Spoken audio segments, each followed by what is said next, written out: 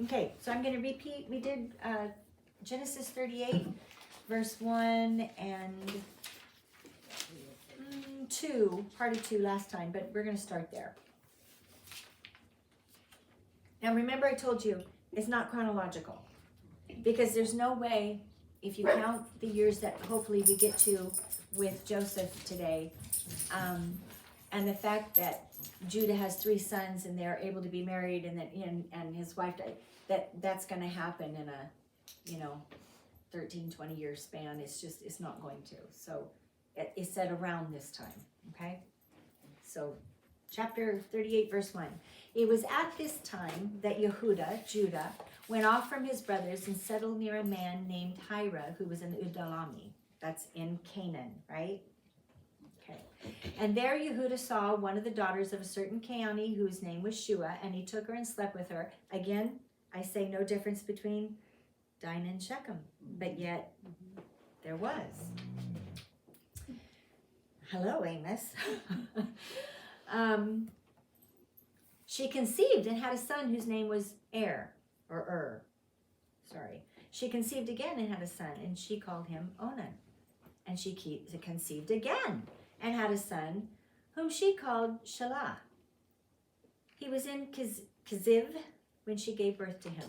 So he wasn't around when she gave birth, right? Either that or that's where they were living. Yeah, Judah.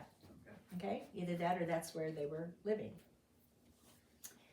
So Judah took a wife for his firstborn. So you see, time's passed, right? Had to. Okay, a lot of time. And her name was Tamar. Now I love Tamar. But Judah, or Yehuda's firstborn, was evil from Adonai's perspective. What did you just hear me say? From whose perspective? Adonai's. He could, good people are going to hell. Just saying. It's the heart.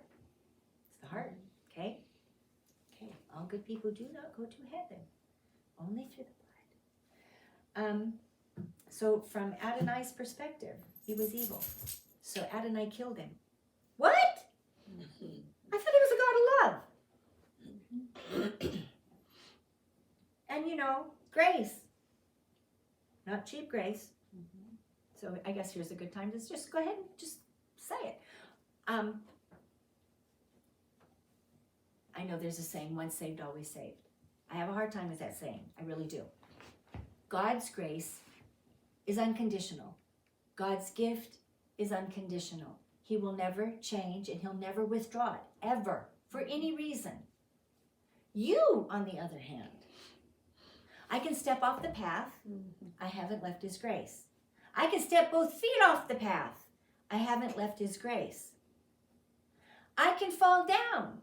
I haven't left his grace, because all I have to do is what?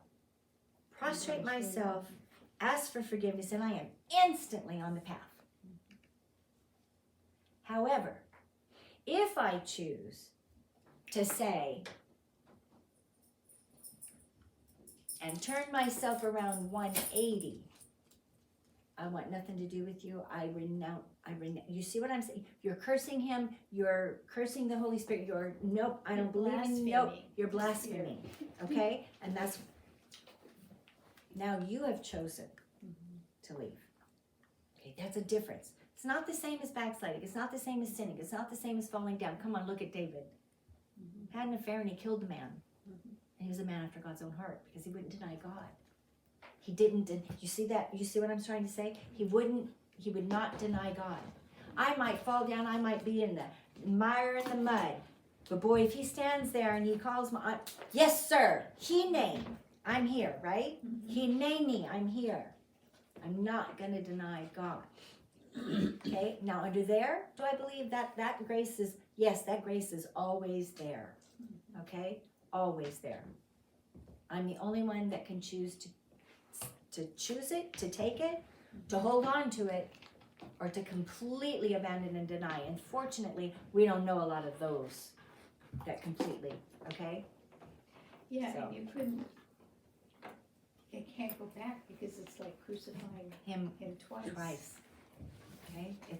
That's why it says there is one sin. I say for you to pray, over the sins, but there's one I don't say to pray over that. That one leads to death. Okay, that's total opposition, antagonism to God. Okay? It's real easy not to get there. Stay in his word, abide in him, right? Hide his word in your heart. Live for him. It's what I tell you. If you don't drink water for 3 days, what's going to happen? You're going to die. Physical water. If you don't drink in 3 days, you'll die. Your body will just start to die. That's it. And the Holy Spirit is like water. So your time, communion, prayer is with God. That's how you stay connected. That's how you stay alive. That's that living water. Okay? And he says, and if you come and you drink, you'll never be thirsty. Okay. Go there. Right? But it's the Old Testament. It's really boring.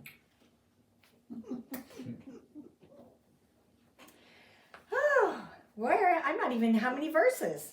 Okay.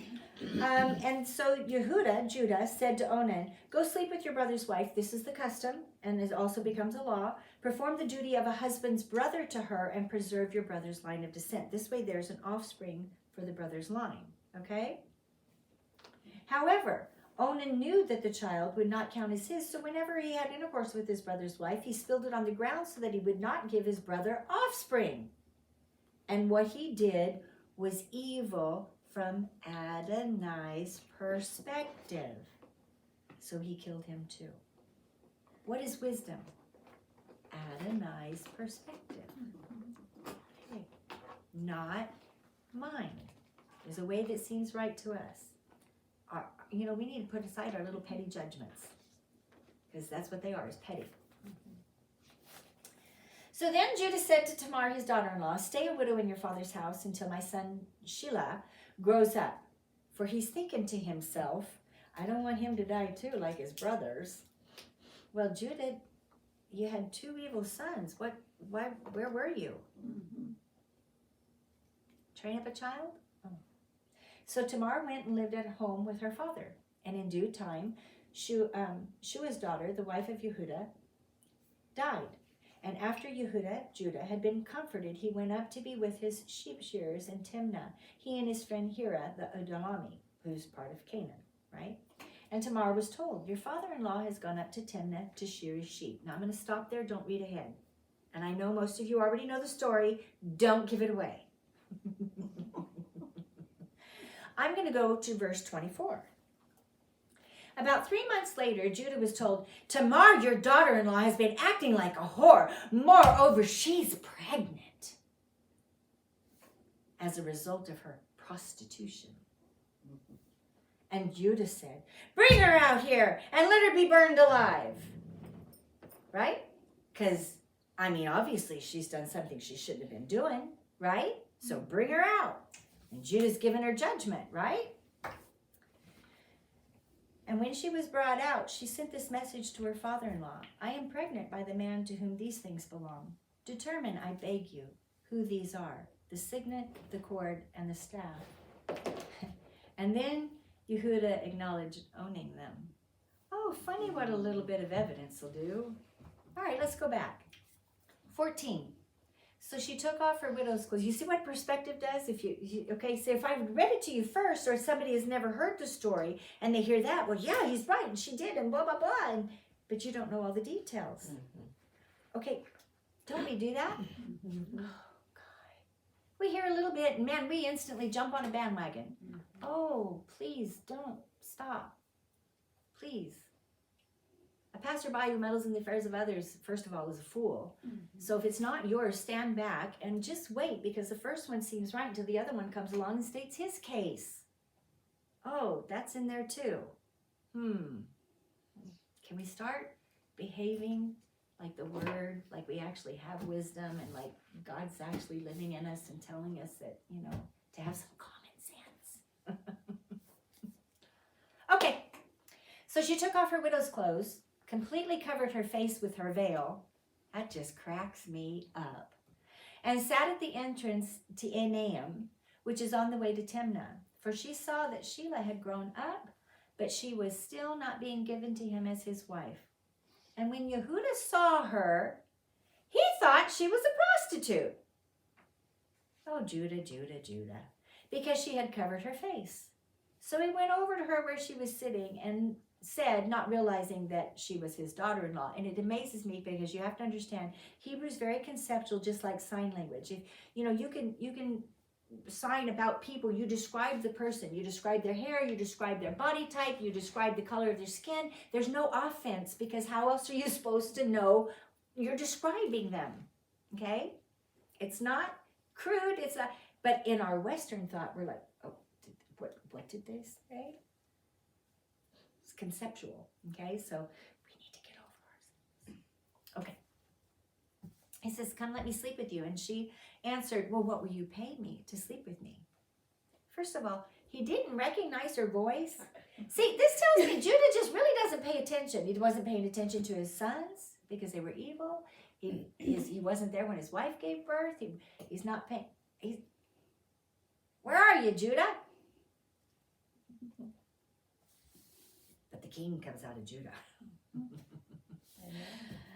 So don't be so quick. And she says, what will you give me? Or what will you pay me to sleep with me? And he said, I will send you a kid from the flock of goats.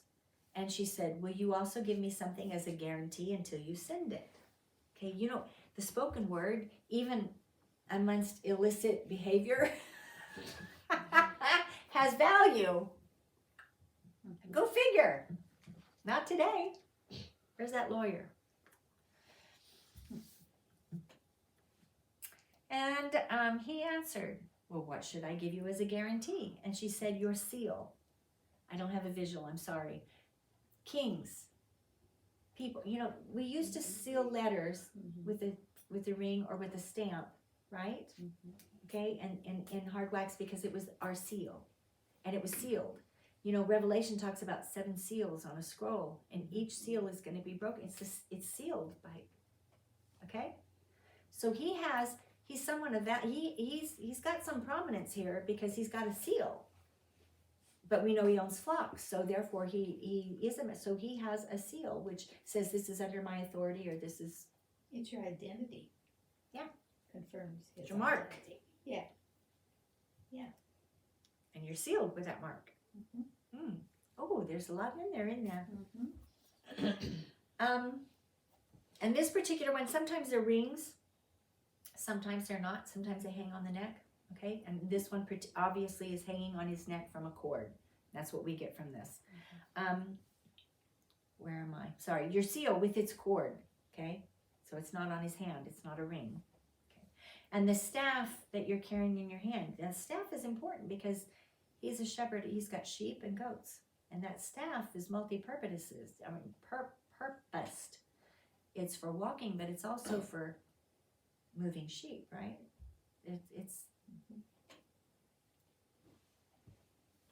So he gave them to her, and then he went in and slept with her, and she conceived by him. And she got up and went away and took off her veil and put on her widow's clothes. Verse 20, Yehuda sent the kid with his friend Adulami to receive the guarantee items back from the woman, but he couldn't find her. And he asked the people near where she had been, where's the prostitute who has been on the road to Enaim?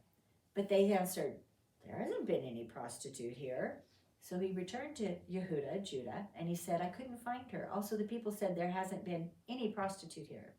So Judah says, 3 months back, all right, let her keep the things so that we won't be publicly shamed.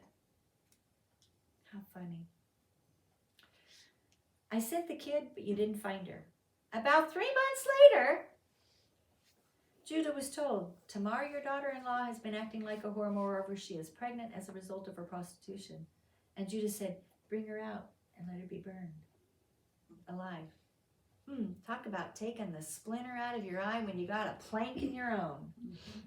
It lines up, right? New Testament, Old Testament, they line up. I mean, do we not understand that every parable that he gave was a story highlighting law, instruction. Torah is instruction. The mitzvah is instruction. Commands, they're instructions. It's the owner's manual, okay? The only sermon he gave was what? Sermon on the Mount, okay. So when she was brought out, she sent that message, right? And then verse 26, Yehuda, Judah acknowledged owning them, and he said, "She is more righteous than I, because I didn't let her become the wife of my son Shelah." And he never slept with her again. That was the right thing to do, right? Mm-hmm. Right? And when she went into labor, it became evident that she was going to have twins. Boy, twins run in this family. They run in mine too. She was in labor.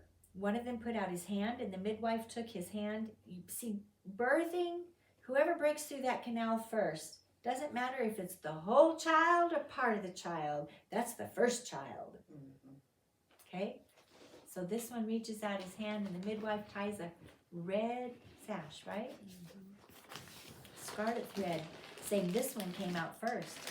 But then he withdrew his hand, and his brother came out, and she said, "How did you manage to break out first?" Therefore he was named Peretz, breaking out. You've got another one in Genesis with that name just before or just after the flood, right?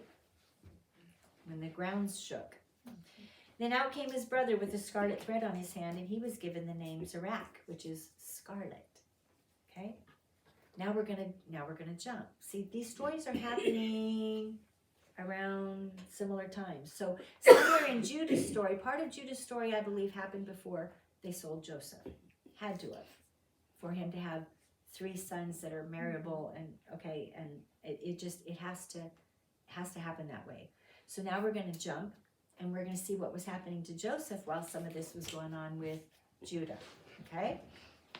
So, chapter 39. Joseph was brought down to Egypt, and Potiphar, an officer of Pharaoh's and captain of the guard, an Egyptian, bought him from the Ishmaelim who had brought him there. Don't you think it remarkable that God already had where he was going to go? Not just any Egyptian, not just any household in Egypt, could have been anywhere. I mean, he just sold him to a caravan, and they were going to Egypt to sell slaves. Slaves got sold to everybody. But God chose Potiphar, and for Joseph to go to Potiphar to get him where he wants him to go. So if your life is uncomfortable and you're taken from everything you know, remember poor Joseph, and it's not what you thought your life should be. If you're abiding in him, let's learn to trust that he's putting us where he wants us. Okay? He's putting us where he wants us. And maybe things don't go well. And so we have to go through things that are uncomfortable because he's equipping us for something he has for us. Does that make sense? I want you to keep that in mind as you listen to Joseph. Okay? Adonai was with Joseph, meaning Joseph was also with Adonai, right? So, you remember last week how I said, Israel, Jacob, where were you with your son, Joseph?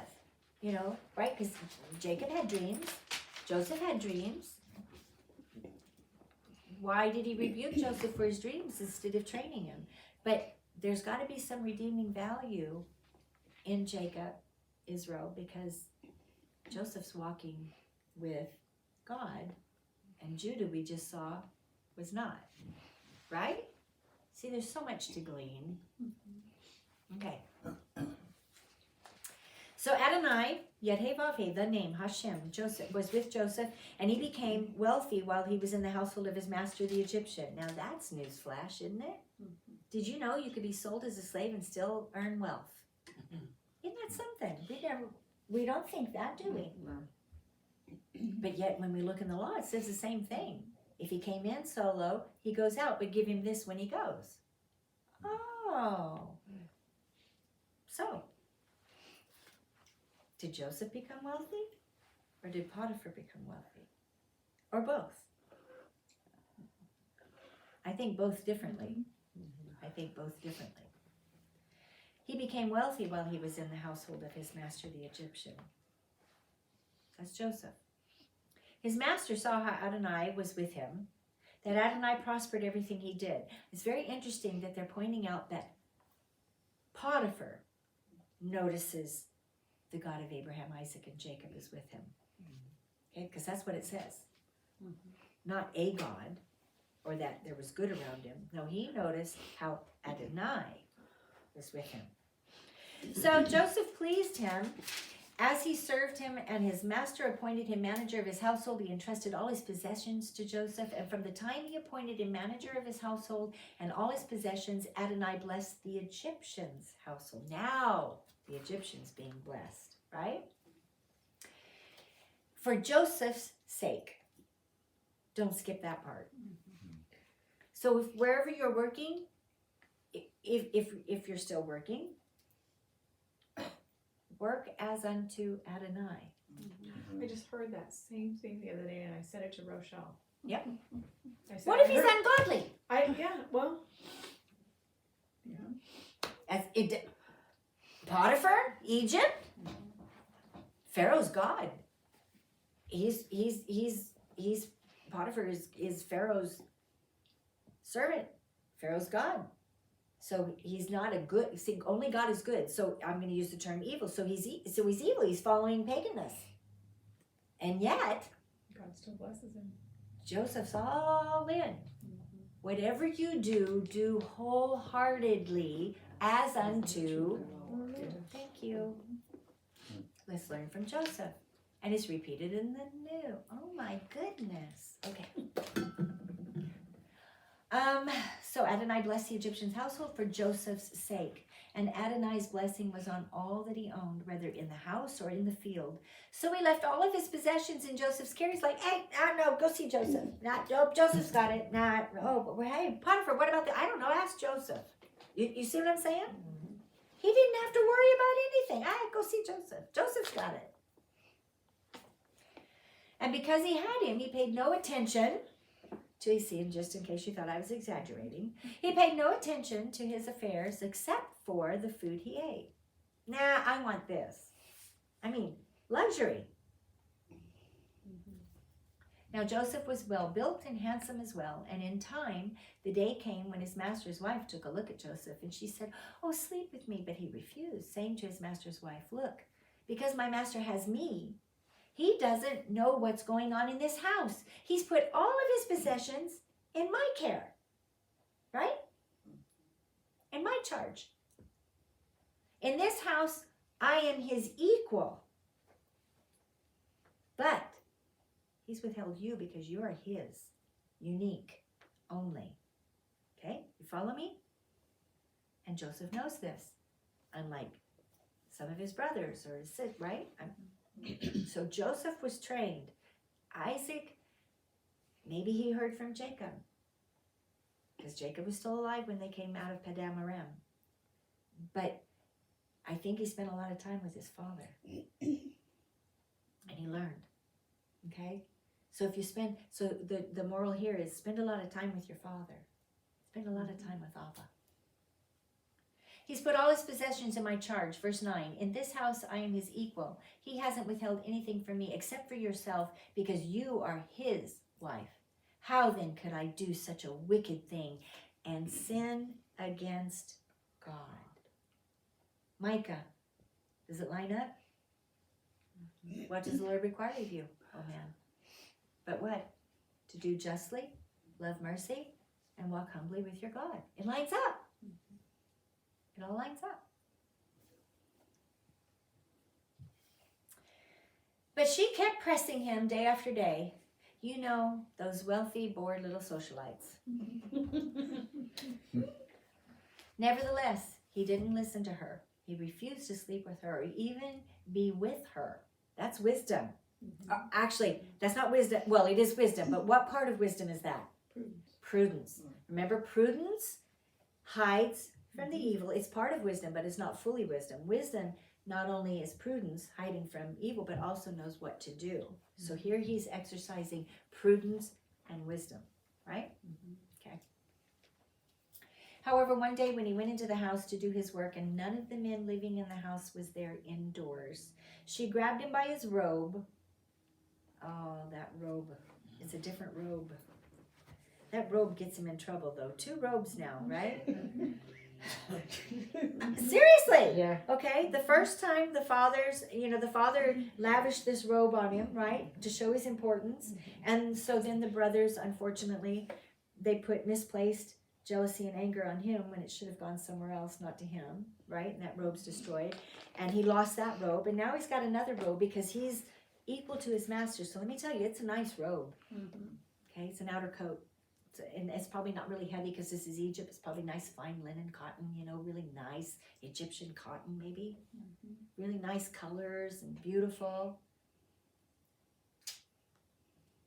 Poor Joseph. I don't think after this I'd ever want another robe. So she grabbed him by his robe and she said, sleep with me. But he fled, leaving his robe in her hand, and got himself outside. And when she saw that he had left his robe in her hand and had escaped, she called the men of her house and she said to them, look at this! Right? It wasn't, hey, you guys come look at this. Oh no, she's an actress, right? Okay, she is what's the word I'm looking for? Drama queen. Thank you, drama. Drama. Okay, we got to have drama here. She goes, where am I? Oh. Look at this! My husband left, he brought this Hebrew into the house, and look at what he's done. He's mocking me, right? I mean, is that close to what she said? Look at this. My husband brought in a Hebrew to make fools of us. He came in and wanted to sleep with me, but I yelled out loudly. Well, she's a liar too. When he heard me yelling like that, he left his robe with me and ran out. She's a good storyteller, huh? She put the robe aside until the master came home, and then she said to him, this Hebrew slave that you brought to us came in to make a fool of me. But when I yelled out, he left his robe with me and he fled outside. And when his master heard what his wife said, and she showed him, here's what your slave did to me. What did Potiphar do? Well, any man with blood in him is going to get furious, right? And he believes his wife, as we should. Unfortunately, it would be nice if both had character, right? Okay.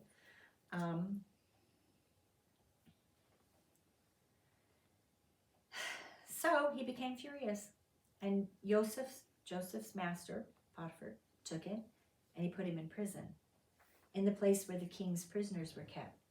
Do you see God's hand again? Because you see, he's got to be close to the king. He's got to get close to Pharaoh. And how else are you going to get close to Pharaoh if you're a servant, if you're not close to Pharaoh's servants?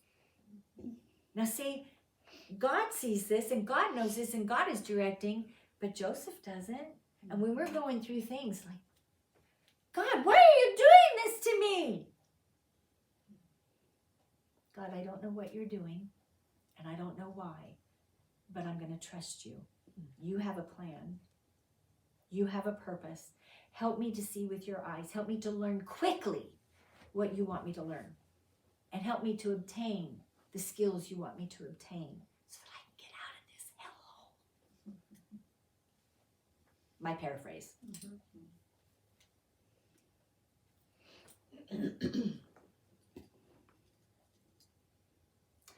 Where the king's prisoners were kept, and there he was in the prison. Verse 21. But Adonai was with Joseph. Did he ever leave him? No. Sometimes we think when something bad happens, where are you, God? Child, I'm right here. I never left. Peter, Yeshua's coming on the water. Lord, if that's you, tell me to come and I'll come out of that boat and walk to you. Come on, Peter. Okay, Lord. Right? Right? He took his eyes off. He started seeing the situation he was in. No different. Old and new, they line up. No different. No different. So sometime later, I skipped a verse, sorry. But Adonai was with Joseph, showing him grace. That's chesed. That's chesed. That's mercy, loving kindness, long-suffering, gentleness. But he's in prison. Yep.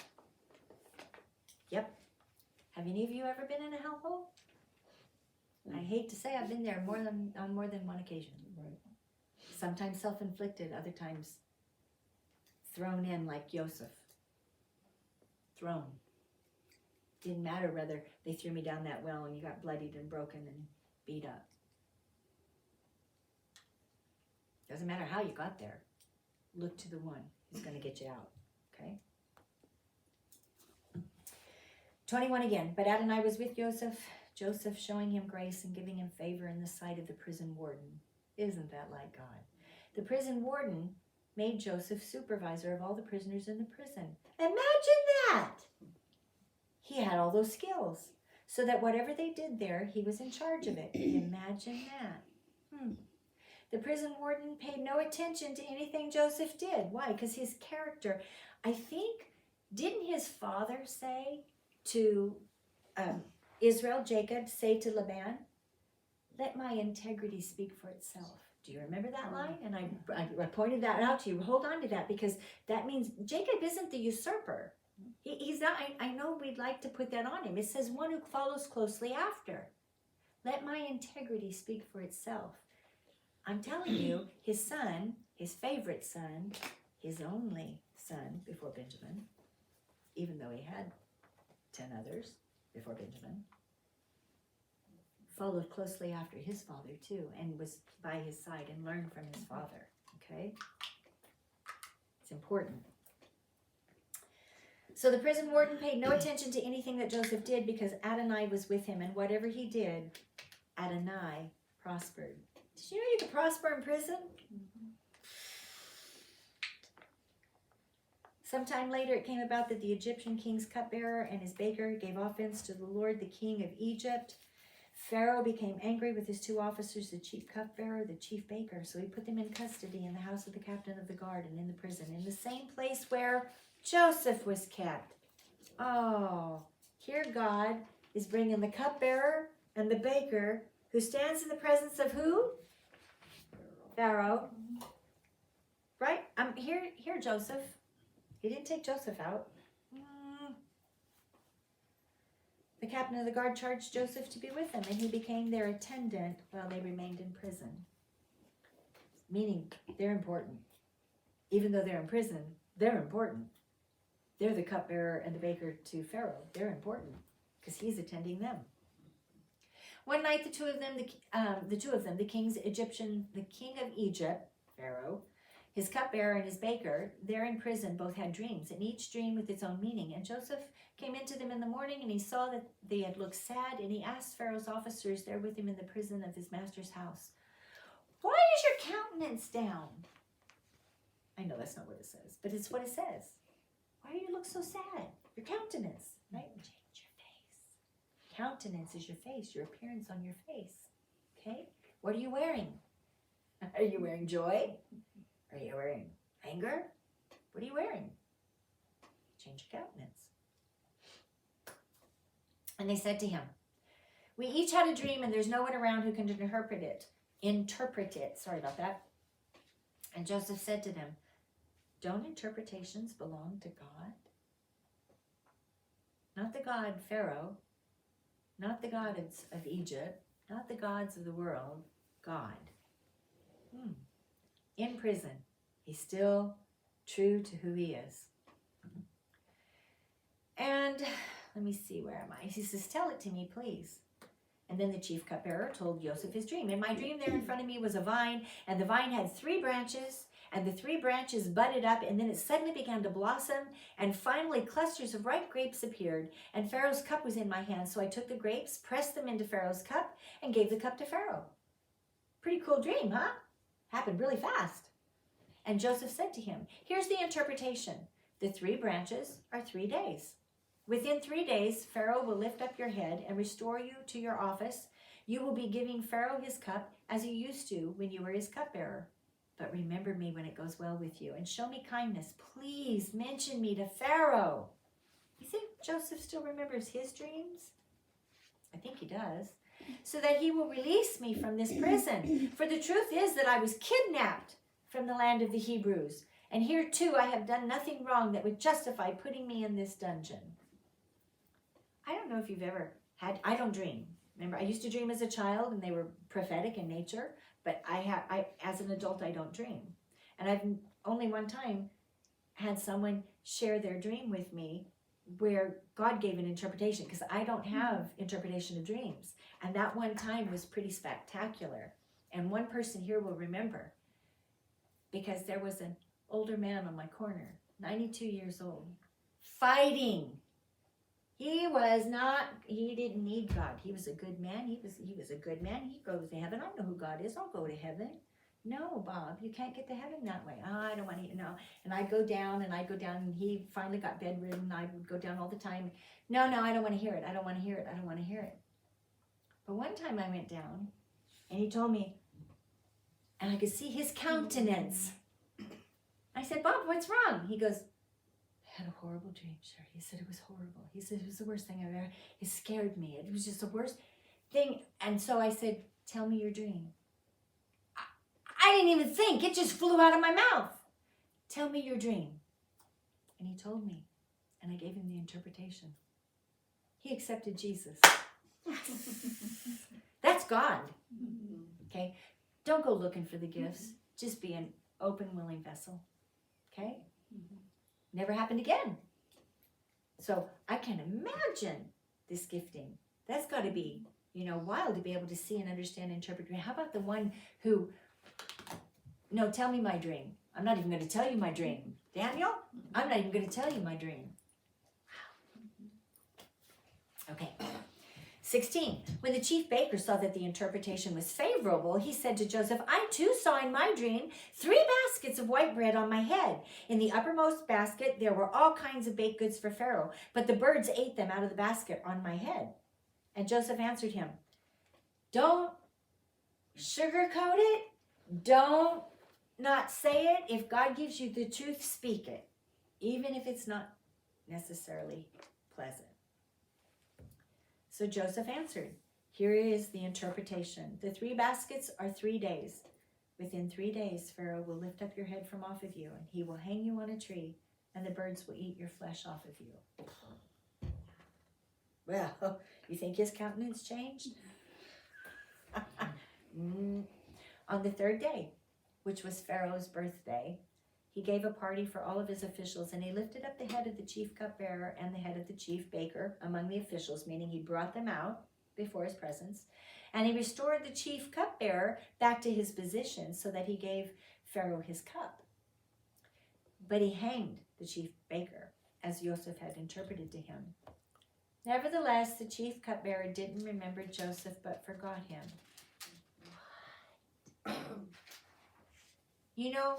He's been in prison for a while. He's been captive for a while. At what point, we don't see him ever saying, God, right? Remember me. He did speak truth. I was kidnapped and I was unjustly taken, right? Okay. I'm only going a little bit.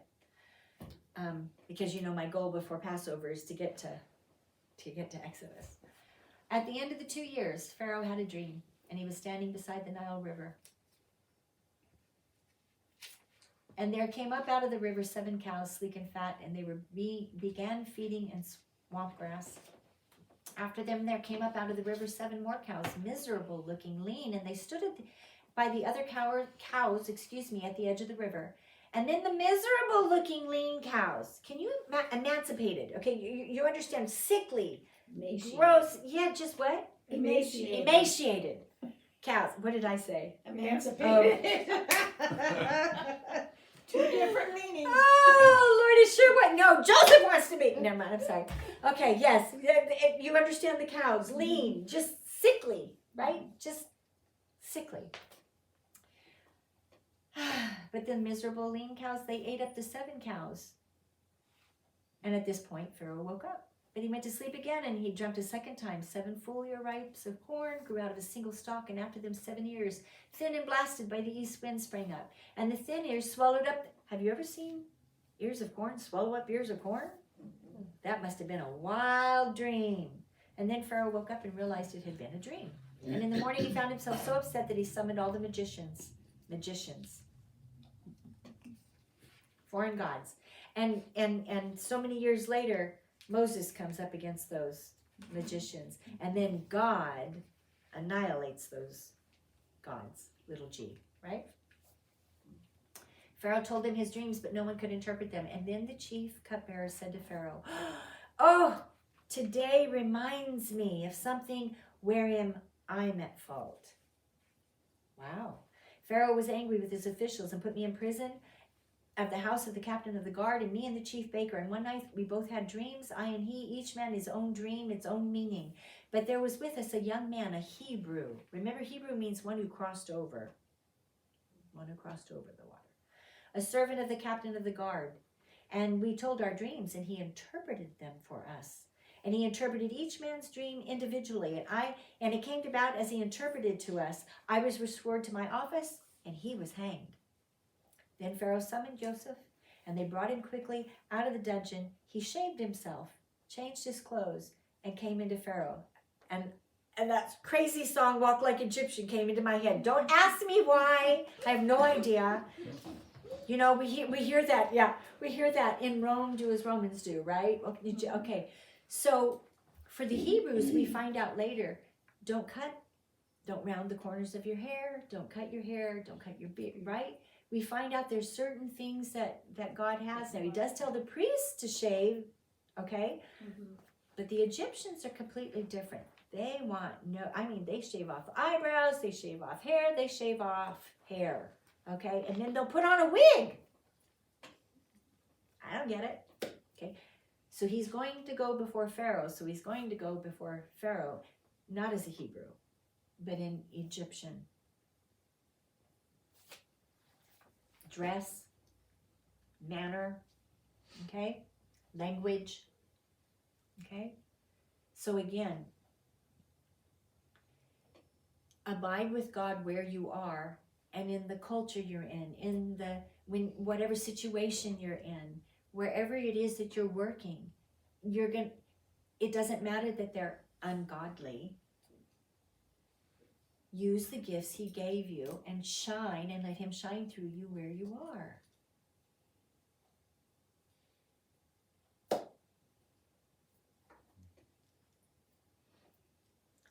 Then Pharaoh summoned him, and he came into Pharaoh. And Pharaoh said to Joseph, I had a dream, and there is no one who can interpret it. But I've heard it said about you that when you hear a dream, you can interpret it. And Joseph answered Pharaoh, he's been thrown in a well, crying to his brothers, you guys, this isn't fun anymore. Come on, get me out of here.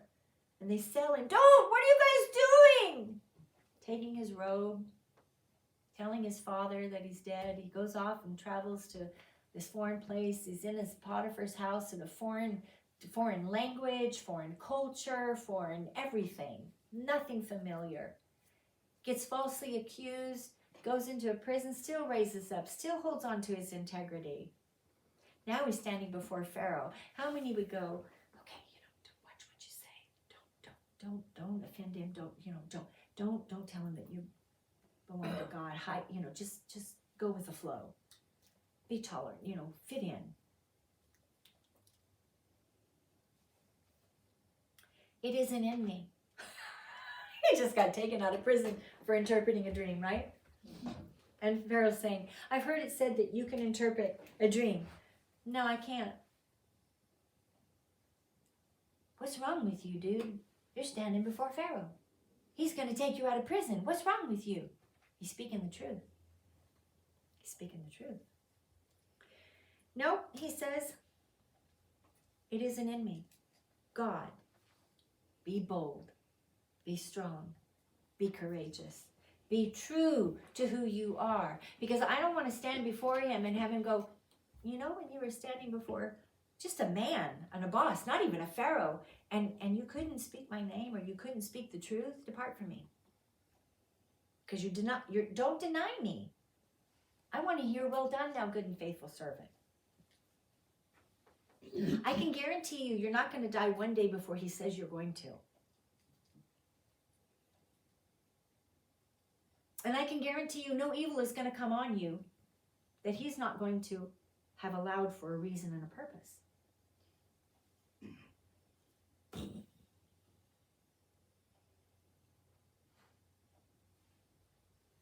Revelation talks about those who are going to be persecuted are going to be persecuted. Those who are going to be martyred are going to be martyred. Not everyone is going to be persecuted. Not everyone's going to be martyred. Do I trust him enough to know that whatever he wants me to walk through, he's going to give me the grace and the mercy and the courage and the chesed to walk through it?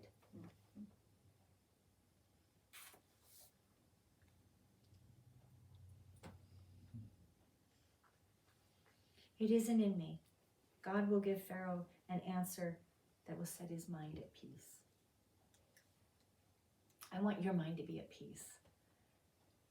Walk humbly with your God. Act justly. When you don't know what to do the right thing. Do what you know to do. Sometimes it's being still. Sometimes it's opening your mouth. Sometimes it's biting your tongue and swallowing the Lord. Sometimes it's moving forward. Sometimes you have to step over here so that you can, or step out so that you can see past what's blocking your view. I don't know what that's going to be for you, but I can guarantee you one thing. You are going to know, because you're going to have peace when you do what he asks you to do. Sometimes he's going to ask you to do something, and it might be a little while before you feel that peace because it's a test. Lead us not into hard testing. Not into hard testing, but he will test. Doesn't tempt, but he tests. Come on, kid, you can do it. I gave you the word. Come on, kid. I know you can do it. I know you fell down. It's okay. You stepped off the, okay, get that foot back on the path. Come on, kid, you can do it. That's my God. He doesn't want anybody to fail. He doesn't want anybody to fall down. He doesn't want anybody to be lost. He doesn't want anybody going to hell. He created us to have fellowship with him. So can we not trust him? If he created me, he knows my first day, he knows my last. Can I not trust him? Let's be like Joseph.